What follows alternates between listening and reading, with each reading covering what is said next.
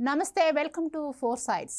నాకేం తెలీదు, నేను అమాయకుడిని, కావాలనే లిక్కర్ కేసులో నన్ను ఇరికించారని చెప్తున్నారు వైసీపీ మాజీ మంత్రి జోగి రమేష్.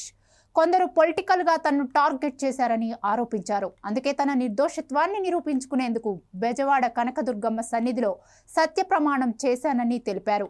తనకు ఈ కేసుతో ఎలాంటి సంబంధం లేదని ఆయన చెబుతున్నారు. మరి కల్తీ లిక్కర్ కేసులో నిందితులు మాత్రం జోగి రమేష్ పేరు చెప్పడంపై అతనిపై విచారణ కొనసాగుతోంది. ఆయన మాత్రం ఇలా ట్విస్ట్ ఇస్తూ ప్రమాణం చేయడంతో ఏపీ రాజకీయాలు కొత్త మలుపు తిరుగుతున్నాయి. జోగి రమేష్ వైసీపీ హయాంలో ఓ రేంజ్లో రెచ్చిపోయారని చెప్పొచ్చు. చంద్రబాబు, పవన్ కళ్యాణ్ టార్గెట్ గా ఆయన చెలరేగిపోయేవారు. నోటికి ఇష్టం వచ్చినట్లు పని చెప్తూ నిత్యం వార్తల్లో నిలిచేవారు. ప్రెజెంట్ అధికారం కోల్పోవడంతో సైలెంట్ అయ్యారు. కానీ కల్తీ మద్యం తయారీలో కింగ్ పిన్ జోగి రమేష్ అనే విషయం తెలియడంతో ఇప్పుడు కొత్త డ్రామాలకు తెరతీశారని ఆరోపిస్తున్నారు కూటమి నేతలు. మద్యం కేసులో జోగి రమేష్ పాత్రపై విచారణ కొనసాగుతోంది. ఈ వ్యవహారంలో తనకు సంబంధం లేదని ఆయన చెబుతున్నారు. విచారణలో ఏం తేలుతుందో నిజాలు బయటకు రాకముందే ఆయన ప్రమాణం చేసి నిజాయితీ పరుడనని, ఆయనకు ఆయనే సర్టిఫికెట్ ఇచ్చేసుకున్నాడని కూటమి నేతలు ఆరోపిస్తున్నారు. కల్తీ మద్యం వ్యవహారంలో జోగి రమేష్ చెప్పినట్లుగానే చేశానంటూ నిందితులు ఇచ్చిన సమాచారం సంచలనంగా మారింది.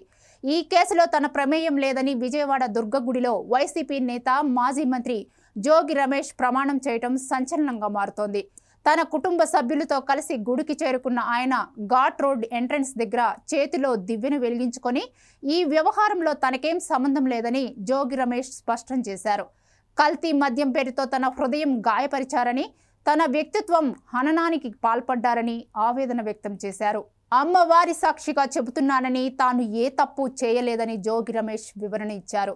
తన వ్యక్తిత్వాన్ని హననం చేయాలని చూశారని, అందుకే ఫ్యామిలీతో వచ్చానని, తాను ఏ తప్పు చేయలేదని నిండు మనస్సుతో అమ్మవారి ఎదుట ప్రమాణం చేసినట్లు ఆయన పేర్కొన్నారు. తిరుపతి వెంకటేశ్వర స్వామిపై ప్రమాణానికి తాను సిద్ధమని చెప్పారు.